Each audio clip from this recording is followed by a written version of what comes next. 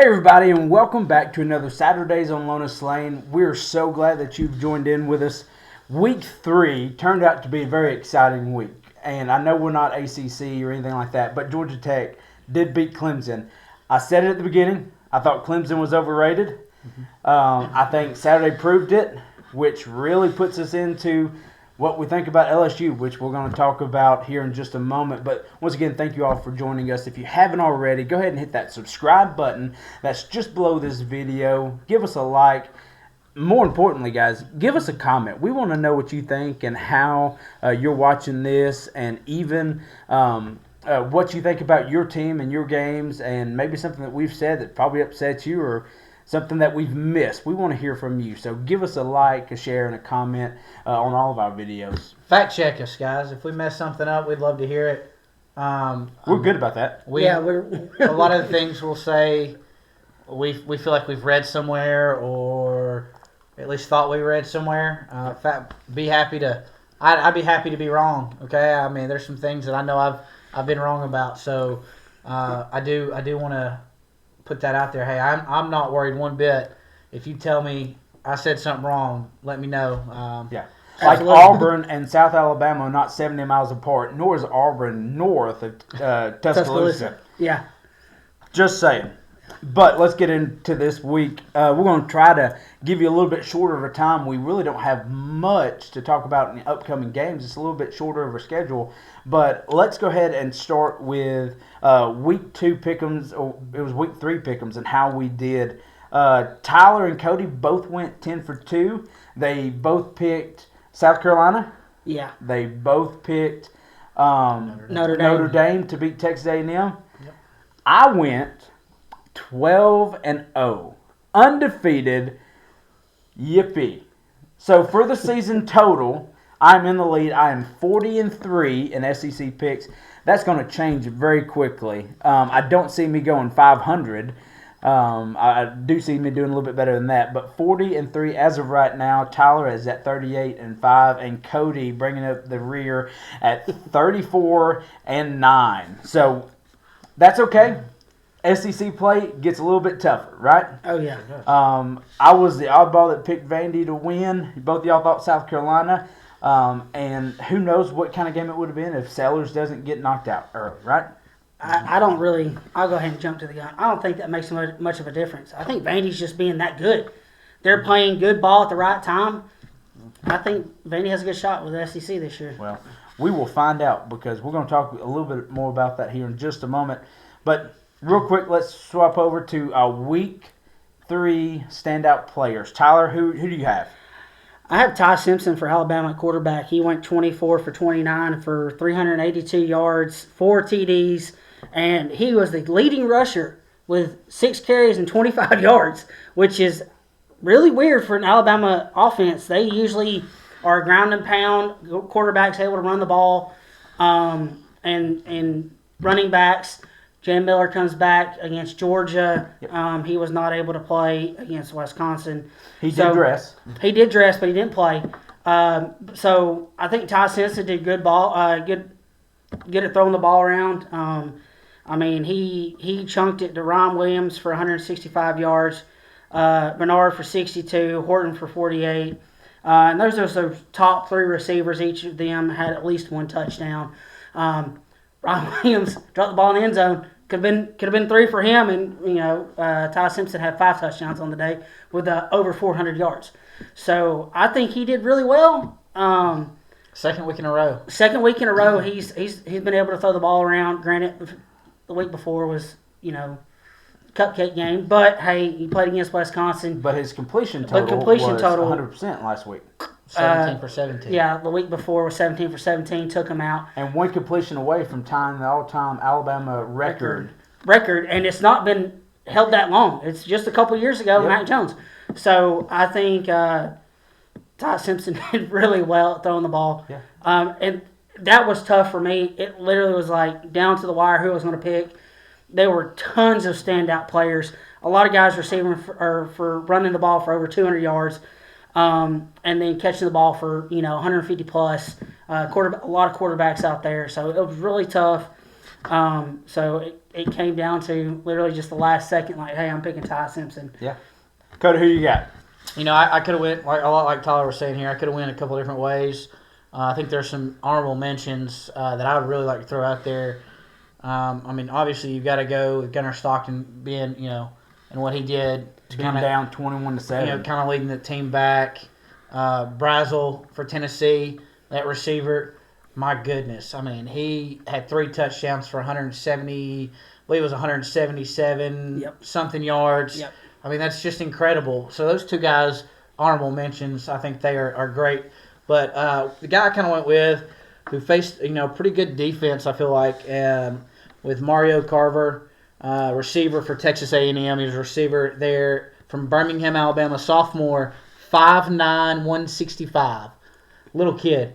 Okay, so this week, let's put it this way: on the season, he's got 443 yards and 4 touchdowns, with an average of 22 yards per. But in this last game, he had 207 yards on 7 receptions, so it was an average of 29.6 and a touchdown as long as 86 yards a reception. But he's averaged over 100 yards every game. Yeah, and that was another guy. I was thinking about picking him too, but really impressed with him. Yeah. Last year he didn't have a great. He's already surpassed last year's totals already In 3 weeks. In 3 weeks, touchdowns, receptions, yards, average is pretty close. One thing he did do, he carried the ball a couple times last year. He hadn't done that yet. But Mario, buddy, that's a name to kind of be looking for as a sophomore. Well, mine is also a sophomore. It's a sophomore safety from Vanderbilt. It is C.J. Hurd. Now, C.J. Hurd had a great game. 12 tackles against South Carolina. 12 tackles from the safety position. Now, this game was not a game where they wanted to run the ball. They threw the ball very well. Even the backup quarterback for South Carolina came in and didn't do awful. He was able to get the ball around. But this kid right here, last year, only had 16 tackles and 1 interception as a freshman. And this weekend versus a very good team, goes to South Carolina and performs like that. C.J. Hurd, great week, and got to get you on the podcast. So game of the week was Georgia and Tennessee. Mm-hmm.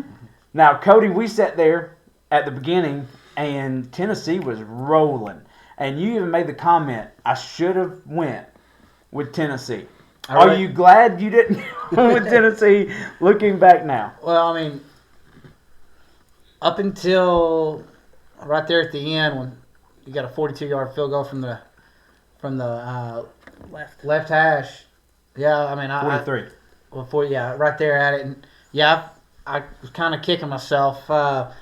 It was one of those games where I could have taken a chance and, roll the dice on a team that I think is a really good team, even after the loss. Yeah. Oh, yeah. I think they're an incredible team. I think they're young still. They haven't had their 2 starting corners all year, but they're down 2 starting corners. And Georgia really attacked that freshman corner. Yeah. And he struggled a little bit. He showed his lack of experience. Going to be a great player, I believe, 100%.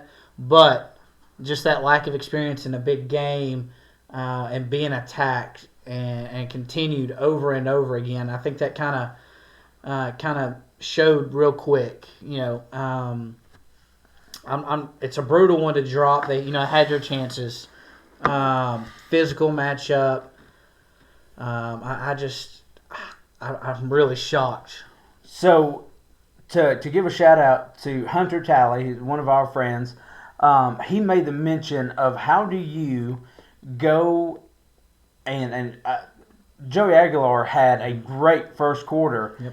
and he felt like the play call got very conservative of, hey, let's not lose this game. Is there any truth there? Did Georgia make good adjustments that was going to keep them kind of at bay? Or did a coach at Tennessee, who I've never seen put the brakes on? I do think two things. I mean, both could be true. Both really could be true. But I do think Georgia coming in, not playing a team that's as fast, as physical, and as talented as Tennessee is. I mean, you got to think they're wrapping off plays before guys can even get back up into a stance. So I think Georgia was able to get their feet underneath them, and you got to look back. Like I said, you got to look back. Every year, Tennessee gets off to a really good fast start against Georgia. Yeah. And then what happens? Georgia gets their wind knocked out of them real quick. They get caught back up, and they get their feet under them, and they start playing Georgia defense. And and obviously this year was the same. I think Tennessee may have gotten a little conservative. I don't think they got real conservative because they were still taking shots. But I think Georgia kind of just got their feet underneath them a little bit and started playing defense. Now, Tyler, I'm sitting here, Yeah. and me and Daryl, our other brother Daryl, was in Calhoun. Yeah. We're watching Charlotte and her beauty pageant, and we're sitting here, and we've got our phones up. We're watching the game, and with 7 seconds left, we're screaming quietly, why is Tennessee's offense still on the field? Why are we not kicking the ball? It's a 37-yard field goal, 38-yard field goal, and you go out there and you get a false start penalty. And I get what you're doing. I get it. Let me play devil's advocate here. You want to be the last one to touch the ball. Yep. But a mistake like that backs you up 5 yards. It changes the mentality of this kicker. I mean, is there anything, or do you look at it, Tyler, and think maybe if the coach at Tennessee has a second chance at this, that he does not bring his offense back out there? He's kicking the football? I don't think so, because if you look a couple of years ago, Tennessee had Georgia went down and scored, and they had about 10 seconds left, and Tennessee got the ball and threw a Hail Mary and caught it in the end zone and won that game prior to the 9 consecutive. So in your mind, yes, you want to be the last person to touch the ball. You don't want to give them any seconds left on the clock at all. But you run that risk sometimes. I mean, you're trying to get the ball in the center of the field, because that's what happened. Joey took the snap and tried to get the ball, but it's a false start. So, I mean, you're trying to get your kicker dead center to kick that ball. So, I mean, the last play they ran, they were on the right hash and tried to line it up, and they went all the way to the other side. Yeah. So I feel like he was on the hash he wanted. And this is crazy. We were at a homecoming dance at the high school. We had a big, massive 120-something inch screen TV up there, and I'm watching it, and the dance is going on behind me. And I'm obviously with a bunch of Tennessee and Georgia fans. We're all kind of watching too. And I look over at one of the Georgia fans that I know is one of our assistant principals, and I said, he's about to miss this wide right. I watched his last warm-up kick, and he kicked it off the outside of his foot. I said the same thing to Haley. We were sitting there watching the game. I'm sitting there on the couch, and I'm like, he's about to shank this wide right. I said, he is going to miss it wide right. And she goes, no, he ain't. He's going to make it. It's easy. Well, he'd already made one from that distance. Yes, And and then he that's made why one in she overtime. said He made, yeah. From the same hash. From the same a hash. yard up. 1 yard difference. So, I mean, he said it at the end, at his conference, the press conference with the players. He said, the nerves just got me. He said, I can make that kick 9 times out of 10. He said, but my nerves just kind of got me, and, it's just how it is. What I love about my Georgia fans, though, is they will all tell you they didn't deserve to win that game, and they got very lucky. It's not going to, next year they're still going to be chanting 10 years. Well, no. Next year we go to that three-game schedule, and I'm pretty sure they may have released this already. Tennessee and Georgia aren't in play. It'll be 6 years. I know it'll they be released 6 years until they play. I knew they released a kind of a guesstimate of what it may look like. Like in the last couple of days, I think they've released. I was told today by a Georgia fan it'll be 6 years until they play Tennessee again. That is awful. How can They've got Kentucky. They're listen, trying to balance the schedule. I understand. We'll talk more about that later. Let's get on to the next topic here, guys. Hey, this game right here, I stayed up late and I watched this game. This is Texas A&M and Vandy, Notre Dame. Notre Dame up in South Bend with touchdown Jesus, and y'all both went with the Catholics. Yes, I went with the Catholics because, I mean, A&M was giving up a lot of 20-something points each game against two teams that are cupcake games. Yes, their offense was scoring a lot of points, but you're winning by 20, 22 points. So it was the question, was their defense going to be able to handle them? And they handled them pretty good. And it came down to the last play of the game. And if you watch it, and I know a lot of people are going to be like, well, it's over with. They didn't make the call. There was clear holding. The offensive line was bear hugging his hips from him to run to the quarterback. Now, does he get the throw off and still makes the same play? We don't know. But and you're fighting the refs on that one, Notre Dame. He held. I mean, but hey, you can't get them all, and that's fine. Bitter party of one. Yeah, you lost it. It's okay. It's okay. But A&M played great ball against Notre Dame in South Bend away. So I think A&M's good too. I mean, there's nothing wrong with A&M. I think they've kind of got it figured out. They didn't want to show all their cards, and they played a very good team. And Cody, right. you've got the A&M schedule the rest of the way. Yeah. I think they have SEC play. They've got a fairly okay schedule. Auburn, Mississippi State. They have an LSU. Favorable to them. And Texas. Other than that, I mean, you do play Missouri, who we still aren't real sure on. Yeah. You do have Arkansas and Florida, which I'm not real sure on Florida either anymore. Speaking of Florida, let's go to this Florida LSU game. Not a lot. LSU fans, I'm going to tell you this, and Nussmeier is out till October. Is he out? He's out. They came out with something today that he is. No, he's not out. I'm sorry. He is not 100% until their bye week in a couple of weeks. That came out. Torso injury 7 hours ago. Yep. Torso injury. So that could be troublesome, seeing how your offense really didn't help any. And Chip Kelly got a little angry at the press. Yes. Mm-hmm. You win the ball game, and you're getting pressured by just, I don't know if it's bad play calling. I don't know if it's just horrible attempts of execution that you just don't make. Now, I think Florida's defense is better than probably we give credit for. Florida's defense kept them in the game for throwing 5 picks. 5 interceptions. Yeah. And only giving up 20 points. And that's another thing about Florida is your quarterback is not progressing. And this was supposed to be the guy. Mm-hmm. Well, let me pull this up. All right, preseason. Let's just talk about quarterbacks real quick. Preseason, top 10 quarterbacks in college football. Okay. I'm going to name the top 4. Okay.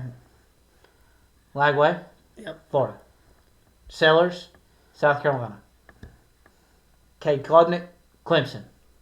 Arch Manning, Texas. Top All 4. 4 of them have just fell apart. I wouldn't say Arch has fell apart. He struggled. He struggles. He's on the struggle bus. He's on the struggle bus. He got booed in the first half.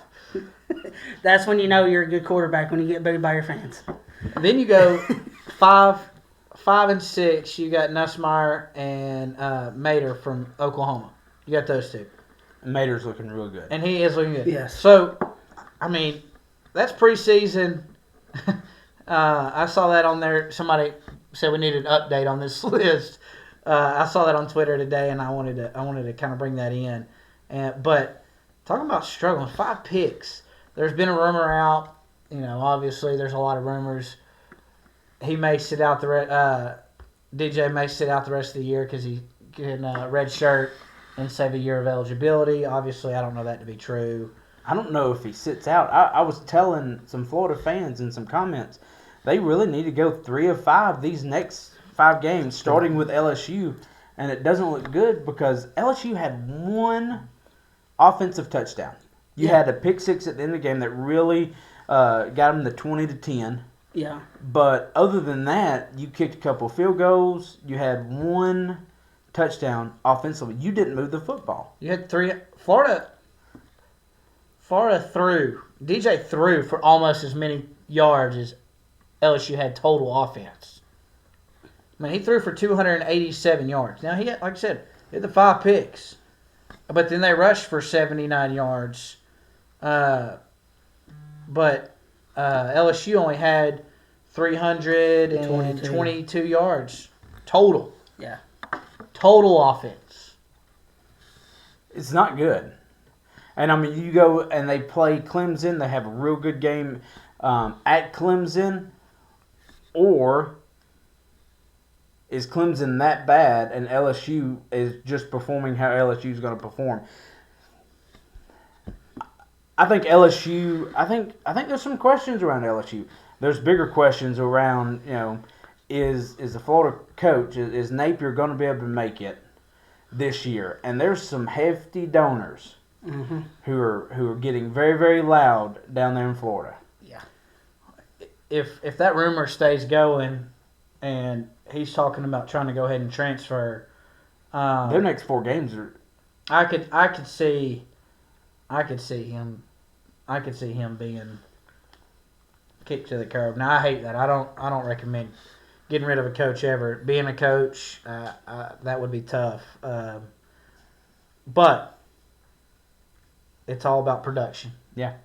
You got to win. Yep. Yeah. Gotta win. Vandy, South Carolina. Vandy wins. What's the injury update on Sellers? Do we have anything? I haven't seen anything. It's been very quiet. It has. I was told, I was at the homecoming dance. I was told from a friend of mine, because I even texted right before you called me and told me I had just gotten an update. Said he'd gotten hit on a targeting play, but it was his ribs that were hurt. I don't know. I know Coach I've seen some clips of it, and I know Coach was not happy about the situation at all. But He comes in high. But it took them forever, if I'm not mistaken, to even look at it. Reviewed it. Look at it, yeah. So I worry. Like I said, South Carolina's backup quarterback didn't look horrible, but he's not Sellers. No. And this was a team that we had pretty high expectations on. Yeah. I mean, if it's a concussion, he's out next week. But without Sellers, I don't think we had the same expectations. No. But Vandy, on the other hand, massive win. massive win. Yeah. It's What happened last year with them, and it was a little personal in that game. That game was a little personal to them. They played with an edge. They were pretty confident.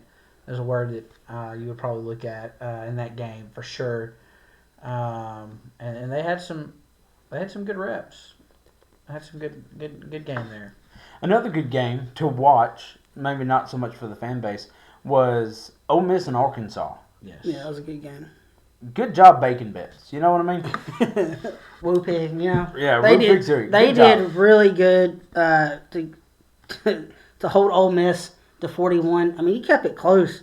I mean, And that was with Ole Miss's backup quarterback. yeah, that is true. Simmons was out. He only threw He had one pass. 1 for 1 and 4 yards, but it was a touchdown.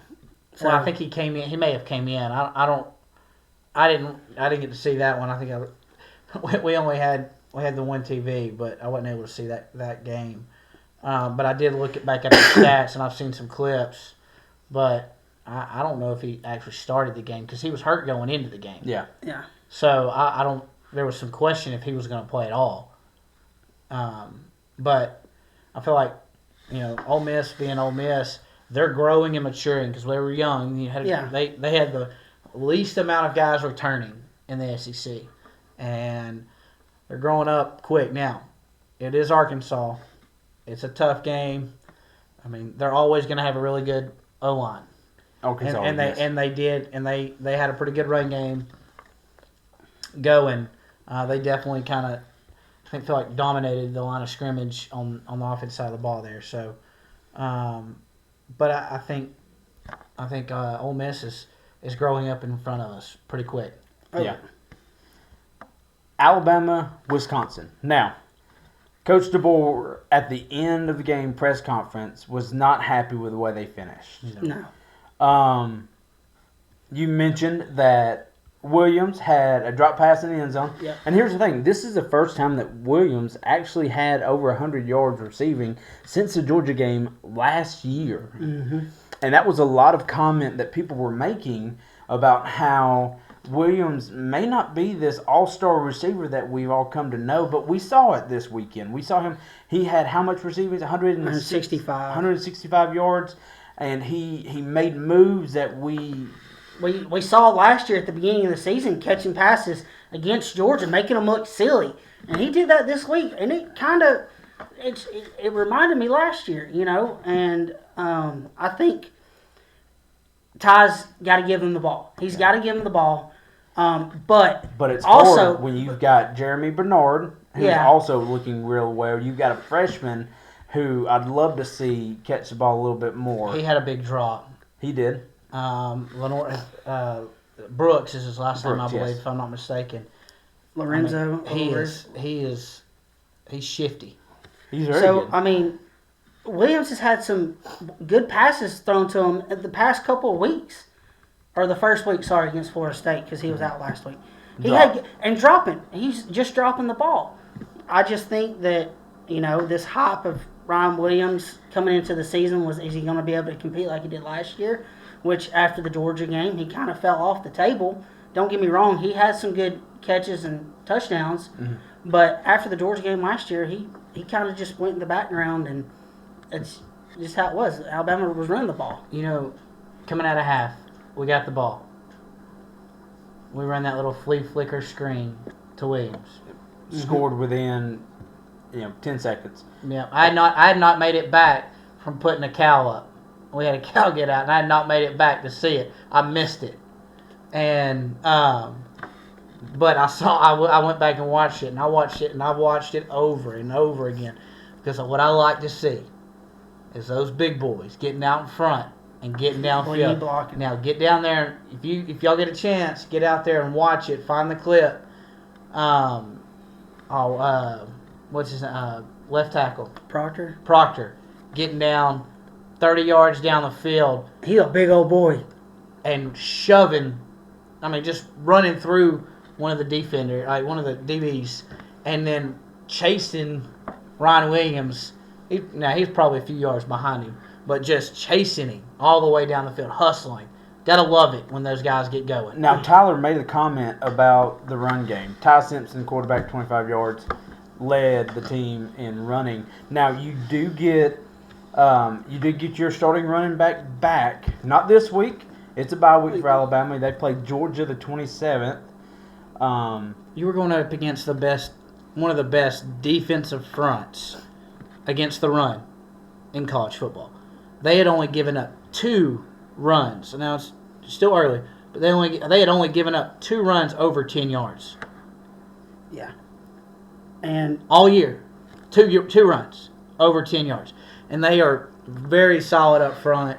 Big bodies, kind of fill up some gaps. Their linebacker, they've got a linebacker at number 0, and he looked fast. And he was 6'5", and will come down and thump you. He's a run stopper is what he is. And he looked very nice. And I hate these early games because I'm trying to deliver mail, and I can't watch the game. I got to listen to Chris Stewart on my hearing aids on the phone. And I'm like, man, I really wish I could watch that game because, he was talking about that play that Cody just mentioned with Proctor running down the field. But then again, we kicked it off, and I think they run it back to the house, if I'm not mistaken on that one. That's how they got their first 7 points. So, Alabama has a true test coming up in 2 weeks. Yep. A lot of conversations between here and now because Georgia's also off. Yep. So both teams, ultra focus is on the 27th. That's going to be the game of the week for us in 2 weeks. It doesn't matter who's playing because that's big. That's big. That's going to have SEC championship implications. Yeah. Right there. It very well could. And the bad thing about it is Alabama plays Georgia and then goes right into Vanderbilt the next week. So At home. So it's tough. It's not like Georgia. Georgia can kind of just focus on Alabama, while Alabama's got to focus on Georgia and then go right into Vandy. So Who beat them last year? Who beat them last year? Georgia got Kentucky. So the following week. Another SEC championship game contender was Heisman Trophy contender Arch Manning. Yep. Did not have a good week. No, and we said it. A lot of statements have came out. Not that he's going to do better, but he will do better. He is going to get better. It's almost like a Tim Tebow kind of message going out there. And they got the win. Once again, you get a win, you ride it up, you move on. Yep. Offense is struggling. We kind of know that. We kind of see that. They're still missing a running back. One of their top running backs, if I'm not mistaken, I think he was going to be their starting running back. I know Baxter's there, but he's a little dinged up. So, he's kind of rushing his throws a little bit. I think he's trying to put a little too much pressure instead of just getting in there and settling. You kind of see a little bit as the game gets later on, he kind of gets a little bit better and a little more comfortable back there. But he's going to have to start getting his legs in the game more. Like, he's just going to have to start rushing a little more. I just kind of feel like that's going to have to be part of his game more than what it is so far. Is there a point where Texas realizes that maybe this isn't the guy? Maybe we've pushed him in it too much. Cody, you're shaking your head. No. So you think this is your guy, sink or swim? He's taking you wherever you're going this year. Yeah, I think you've put way too much time into him. I mean, he's a lot like Florida's quarterback when DJ. You put way too much time and effort into a guy that you still believe. They still believe in him. I mean, I know fans are frustrated. Yeah. But they're frustrated at him until 11 consecutive incomplete passes to end the first half. They're frustrated at him until he goes to Oklahoma. Well, they're not going to Oklahoma. Well, that's the Red River rivalry. Okay, until they play that 5 times fast. Until they play on October 11th and they play Oklahoma, and he takes them and beats Oklahoma, then they're going to forget about everything. Yeah. He's going to be fine. They're going to figure it out. It's his first year starting full time, guy. But you can't ignore the fact that he looked so much better last year when he was doing mop-up duty. There was no pressure. There's no pressure on him. But the thing was, he started 2 games and looked very good Against Mississippi State and UTEP. I think it was UTEP. I could be wrong. Yeah. Well, like I said, who did he start against? Yeah, who did he start against? So, no pressure. But the last 2 games, he hadn't started against anybody. He's the guy. He's the guy. He's sink or swim for Texas right now. So, I think he's going to be fine. He's going to figure it out. They're going to be just fine. So, this past week we had a few cupcake games. Missouri, Mississippi State looked great. Yep. Auburn, Cowbell. I'm buying some. Just so you know. We'll stick them right around here over the flags. Cowbells will be coming out. I think. I mean, yes, they played Akron State, but they have played good ball these past. Don't forget, they beat Arizona State last week. It was an upset win. I think they've got it turned around, and that's a quick turnaround with a young crew. And they got a lot of guys come in, and then they had a few guys leave. But I think Mississippi State, and if I'm not mistaken, no, they didn't get ranked this week. Put them in the top 25. I think they could have been 25. I mean, you sneak them in, they might be right there on the outside, maybe 26, 27, 28, maybe in the top 30. Of course, they don't show that. But I think Mississippi State, This team went 2-10 last year. They were 3-0. Put them in. And they beat a ranked Arizona State team. So They did. Auburn, though, they struggled against South Alabama. Oklahoma, Kentucky didn't have great showing. But Wins win. Oklahoma did just come off a really big win against Michigan. And they only gave up 3 against Temple. So, Yeah. Defensively, they're going to be good. yeah, They're I gonna be good think defense. fine. And I think the quarterback over there is a good guy, too. So week 4. Here we go. We're going to get into the picks of the week. Let's do it. Y'all ready? Oh, I already got my picks. Let's go, boys. Already got you ready. Yeah. Week 4. First game starting off early, Saturday, 12 o'clock game. Arkansas versus Memphis. Arkansas. You got to pick.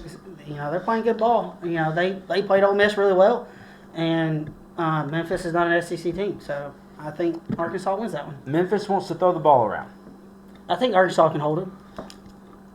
Pick Suey. Yeah. Well, I pick Arkansas as well, but just because SEC versus USA conference doesn't mean much.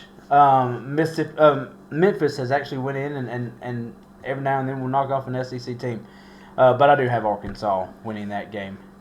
After the heartbreaking loss to Georgia, Tennessee didn't move anywhere in the rankings. They stayed number 15. Yeah. They play University of Alabama Birmingham, who just 3 or 4 years ago did not Don't have have a football team, so For a year. For a year. for 1 year, yeah. But They just got the football team back, so they're having to recruit players in. But Tennessee wins that game, and this is going to be a thumping. Tennessee is probably really mad. I don't think they let off the brakes. I think they scored those 72 points like they did the week prior, and I think they put a thumping on them because they are mad. They are mad right now. I think you gotta go with Tennessee, and I do see it the same way you do. It's a bad week to be a Dragon. Mm-hmm. Yep. I agree. Tennessee. I think we all kind of agree they'll handle business like they should. All right, another cupcake game. Tulane versus Ole Miss. This is at Ole Miss. I think it's another week for the backup quarterback at Ole Miss. I'm blanking on the name right now, but I think he gets some good reps, depending on how bad Simmons is and his injury report. And I think you kind of let him rest another week. Not big on the green wave. No, No. you got LSU the next week that you kind of worry about. So you get your starting quarterback healthy. And if I'm not mistaken, the backup quarterback's a transfer from some small D2 school, if I'm not mistaken. He's a senior, so he's got experience, but Ferris State, if I'm not mistaken. It's weird. I saw that when I looked him up. But no, I think Ole Miss. So Ole Miss. Ole Miss. All right, I've got Ole Miss as well. Northern Illinois versus our Cowbells, Mississippi State. More cowbell. Bring them cowbells. Now, who's the coach at Northern Illinois? Isn't that the coach that used to be at Arkansas? No, he's at Who's talking about? Can't think Brett of it. Bielema? Yeah, No, he's No. at Illinois. he's at Illinois, not Northern Illinois. Mississippi State. Yep, Mississippi State, all the way. SEC matchup. South Carolina, possibly without Sellers. They haven't given us any updates. We have no clue. But they play Missouri, who is also on a backup quarterback who has looked really good. I'm going Missouri here. I think Bo's kind of doing what he's doing, both passing and running. I think it's going to be a tight game. Probably a little bit of a high-scoring game, possibly, if Sellers plays, especially. If not, I think Missouri comes in and runs over them. Is it a tough game to call, not knowing about Yeah. Sellers? Yeah, I think Sellers is that big of a difference maker on the offense. I agree. I think he moves the ball. He can run. He can throw it. He knows the offense really well. I think they a lot like Manning, Lagway. I think, and even Nussmeier at LSU. I think they've spent so much time with them in the offseason, running with the ones and installing everything through them. It makes it so hard for the backup to come in and Because and now do your whole anything. game plan Yeah. changes. So we've And got that's a 1 week thing. If Sellers is not in there, that's a 1 week turnaround. You got to change plays, you got to change personnel, and how like your third down conversion. Your third down and long, third down and short. Your whole play calling changes if you have to change a quarterback. Yep. And he's not Sellers, no. but it's got to have to be Missouri. I've got to go with Missouri as well, especially with the question marks with Seller. So I unfortunately have to go with Missouri. This is an in-state game. Mm-hmm. Florida versus Miami. Florida travels to Miami. Yep. Miami just took USF, bent them over their legs, gave them the old-fashioned hiney whooping. It was not pretty, and we saw what Florida did with USF. Yeah. Yeah. That'll be our comparison there. I think Florida's defense. I still think if they can recover and stay focused, I think Florida's defense can hold them respectively to a decent number. Yeah. It's what is DJ and that offense going to do when they come out. That number 13 running back Ball. If Florida ends up winning that game somehow, I watched that game. You think it's got to be on the ground? And he wasn't. They weren't really running the ball that well, but I think he was blocking out on the edge. He did a great job overall. His effort was incredible, and I was really impressed with the guy. And he wasn't having a ton of success running the ball. Now he had some success. Yeah. I know he had a long run that was called back, but I think it just kind of depends on what DJ does coming out. But I do think Miami's probably just too strong, and I think Florida doesn't get the win there. Miami does. It's Miami. I mean, they've shown a lot of good things, and Florida just I don't know if they can keep up. Carson Beck out there with Miami. This is a Carson Beck that you thought you would have saw last year. Yeah, It is, but we've talked a lot about this. Carson Beck wasn't horrible. Had an offensive line that struggled. You had a receiving core that was new. You didn't have your two tight ends that really carried you. Yeah. Drop passes really killed you.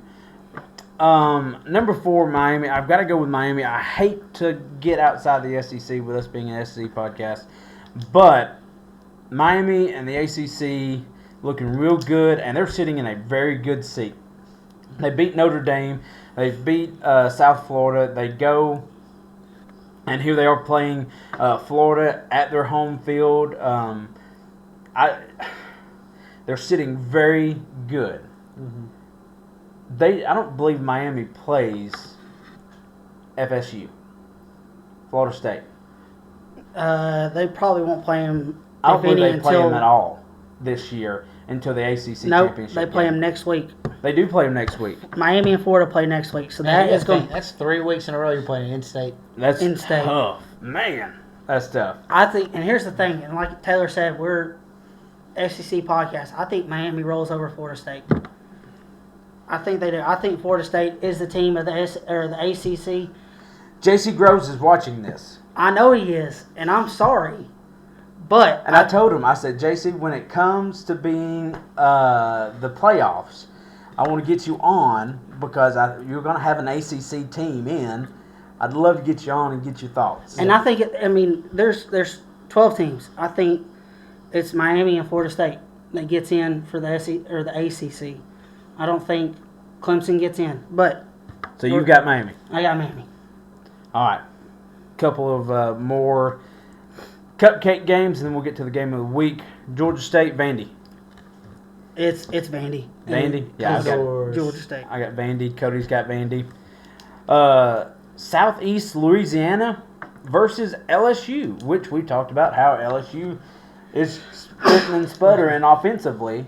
I think they probably get it right this week against Southeast Louisiana.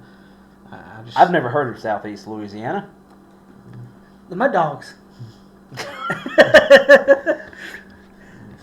No, I think they kind of get going defensively too. I mean, Yeah. they're gonna be too strong. So LSU. Sam Houston versus Texas. Texas. Let me tell you something, guys. If y'all don't know who Sam Houston was, he was a guy who wanted Texas. And I love this game. I love the history of just the people who Sam Houston was in Texas. But unfortunately, Sam Houston will lose Texas this week. Game of the week, 3:30 in Oklahoma. You have Oklahoma, who's number 11, Auburn, who's number 22. Once again, in Oklahoma, 3:30. Who we got? What's the weather look like over there, Tyler? You got it up? Does it say? It does not say the weather at this moment. Keep going. Keep going. Keep going. Nothing. Oh, there it is. 82.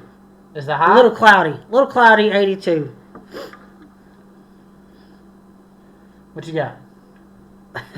I'm picking Oklahoma. I just think Oklahoma out there, they're playing. The spread in this game is not as big as you would have thought it was. No. Shoot. I think Mater out there. Toe Mater. All right, that's how it's going to be. It's a 6.5 to Oklahoma. Cody, who you got? I mean, you're at Norman. You're in Oklahoma. You're at Norman Memorial Stadium. Yeah. Homecoming. Jackson Arnold. Who in the world? No, not homecoming for Oklahoma. Oh, it is. Yes, you're right. Sorry. Jackson Arnold was at Oklahoma last year. That's what I meant. So he's played in these weather conditions before. You calling for an upset with Auburn? I feel it. I feel it coming. I mean, Auburn has really surprised me a little bit this year. I mean, right out the gate they beat Baylor. Now the last two games have been what they were, but I mean Jackson Arnold, he's thrown for 500 yards, which is not something that they're doing a lot of right now. Yeah, they're rushing the ball a lot more. I'm seeing an upset here. And they're getting after it defensively. They're getting after it. I mean, they've got quite a few sacks and tackles. Their defensive end's a stud there in Crawford for Auburn. Kieron Crawford. I have him in my notes. I'm gonna give a shout out to our sister-in-law. I was too. I got told, y'all do not give Auburn enough respect. And I told her, I said, look, we talked about you when y'all beat Baylor. And she said, yeah, for like 2 seconds. I'm just glad she's watching. Jill, so this one's for you. I'm gonna go out on a limb here, and I believe the Auburn is a really good football team. I believe Oklahoma is a really good football team. But I think Auburn. I think Auburn's going to be a little more physical. They're going to have a game plan ready for that defense. I think Jackson Arnold returning to Oklahoma with a little chip on his shoulder. I think he's going to have the game of his life, even more than what he did last year against Alabama. And I think he comes out and, he was a really highly ranked quarterback coming out. Kind of had a not so good couple of years there at Oklahoma and makes that transfer. I don't think it's going to be a ground game for sure. Yeah. For Auburn. They're going to slow the game down. They're going to run that clock, not give John a whole lot of time with the ball in Oklahoma. And I think Auburn wins that one. That's what I'm going to go. I'm going to go on Auburn. At Oklahoma. Yep. Mater has thrown over 900 passing yards. 944. 3 interceptions. But it's hard to pass when you're sitting on your backside. Kieron Crawford, defensive end of the Auburn Tigers, has 3 sacks, 13 solo tackles, 1 interception, and a forced fumble. It's also hard to score touchdowns if you ain't got the ball. You look at Jeremiah Cobb, he's a running back for Auburn. 46 carries, 314 yards. That is an average of 6.8 yards per carry. And if you're running the ball, 3 yards gets you a first down. Every play. I'm going with the Auburn Tigers. All right. This might be a game where I catch up with Taylor or Cody catches up with me. One of the two. It's going to happen this week. Jill, I hope you're happy. And hey, you did say Saturday that you would come and be on our podcast when Daryl said he's too busy. So, I'm holding you to it. We expect to see you. We just need to have a week when we have all of our wives on, and it'd be fun. Lord, my wife doesn't know much about football. Now, my mother-in-law, though, she can sit here and talk with the best of us. My wife, though, love her to death. She's not a sports fan. Well, guys, thank you so much once again for watching. We are so happy that you continue week on, week off to come on and see what we've got to say. Right, wrong, indifferent, whatever it is. But here's the thing. There's entertainment here. There's fun. It's brotherly love and brotherly competition that I think all of us are enjoying having it done. So continue watching. Tell somebody about us who are SEC fans. We'd love to have more viewers. But for now, week 4, even though it looks very dull, enjoy watching these football games because they might surprise you. Because every week, we've had some crazy games. Yes. So, anywho, thank you so much for watching. We hope to see you next week, Saturday on Lonas Lane. Hope you all have a great night. See you guys.